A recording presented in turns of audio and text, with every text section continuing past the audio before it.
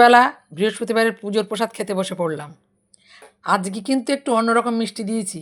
রোজই তো সবসময় তো রসগোল্লা দেই, আজকে একটু সরভাজা দিয়েছি। বন্ধুরা, একটা কথা হলো কি, মানুষের যে আমাদের যেটা খেতে ইচ্ছা করে সেই মিষ্টিটাই আমরা আনতে বলি, যেহেতু ঠাকুরকে ভোগ নিবেদন করেই আমাদের পেটে চলে যাবে, তার জন্যে আমরা বাছাই করে এই মিষ্টি নিয়ে এসো সেটাই বলি, তাই কি না? সেটা সব ঠিক, ঠাকুরও তাই চায়। হ্যাঁ, সেটা ঠিক কি না তোমরাই বলো।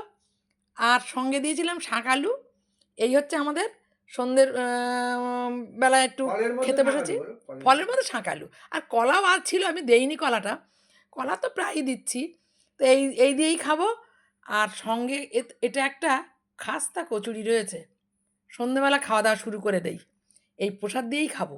চলো, খাওয়া-দাওয়া শুরু করি।